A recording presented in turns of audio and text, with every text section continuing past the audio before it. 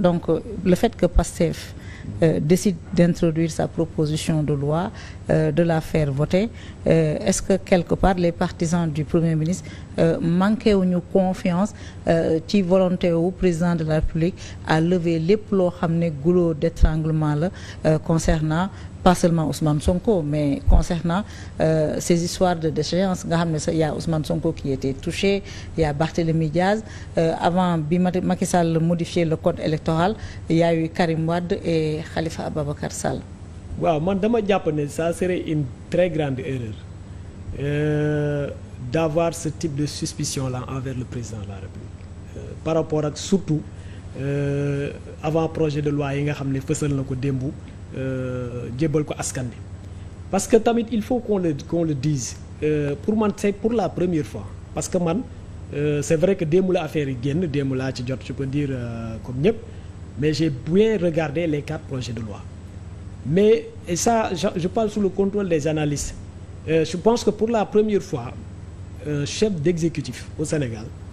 initie des réformes de cette ampleur et de cette nature ak impact yi muy am te amul fenn fooy dugg ci réforme bi ba nga gis ci un calcul politique au contraire dama ne depuis 1963 ba léegi c'est la première fois qu'un président de la République révise la Constitution dans le sens de se départir d'un certain nombre de ses prérogatives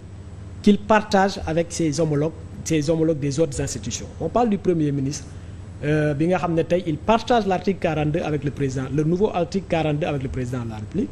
Mais boo demee ci biir on dit maintenant que balaa ñuy ratifier yenn accords yi d'investissement sur les ressources naturelles on doit consulter l'Assemblée nationale.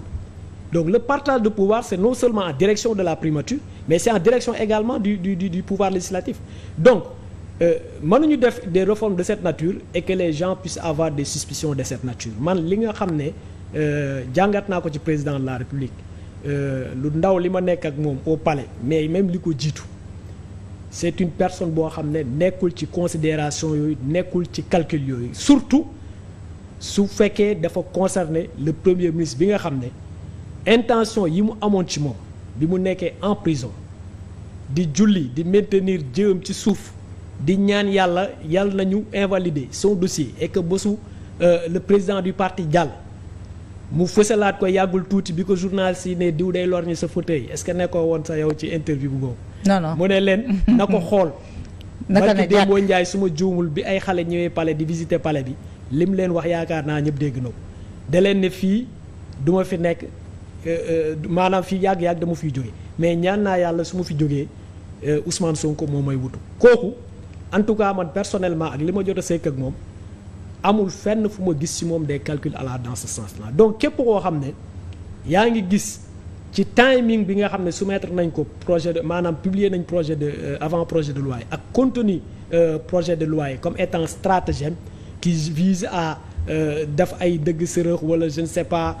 à remettre en cause l'éligibilité du président du parti PASTEF et par ailleurs premier ministre tu fais fausse route. Le président de la République n'est pas dans ses considérations ni en direction du Premier ministre ni en direction de toute la classe politique parce que le président de la République il n'est pas à ce niveau il est à un niveau supérieur parce que c'est quelqu'un boo xam ne il est conscient de sa mission historique lu tax may wax noonu bi mu ñëwee il pouvait attaquer d'autres priorités il l'a fait même si le timing n'est pas le même l'économie le social dinañ ci ñëwaat mais boo xoolee dafa ñëw avril mois de mai je pense que un mois après ci la initier les réformes sur la justice mu nekk ay réformes yoo xam ne comme ni ma ko waxee tout à l'heure mais ñëpp la intégré même les partis politiques ce qui est inédit parce que bu njëkk on sait comment le code pénal le code de procédure pénale les lois organiques sur la justice comment elle était réformée mu invité ñëpp ku nekk mu laaj la sa xalaat bi mu jël xalaat yi fa tukkee mu def ko ci ay projet de loi yoo xam ne bokk na am na ci yoo démb yi nga xam ne moom la ñu publier am na lu ñu ci indaale am na éventuellement yeneen yoo xam ne dañuy ñëw sur le conseil supérieur de la justice bi mu jógee ci loolu également mu attaqué li nga xam ne mooy système politique parce que il part avec l'idée que te li may wax nii je pense que ñi yàgg suivre système politique sénégalais ils vont pas me démentir parce que dafa am benn constante sur l'origine des crises politiques au Sénégal l'origine des crises politiques au Sénégal les observateurs s'accordent à dire que c'est la justice et les élections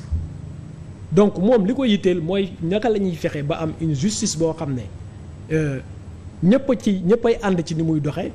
bu jëlee ay décisions ñëpp ñoo koy d'accord mais naka la ñuy fexe ba am des règles yoo xam ne du point de vue électoral bu ñu organiser ay élections ba pare kenn du génn ci mbedd yi di manifester ñu ciy jàpp nit ñi wala di leen rey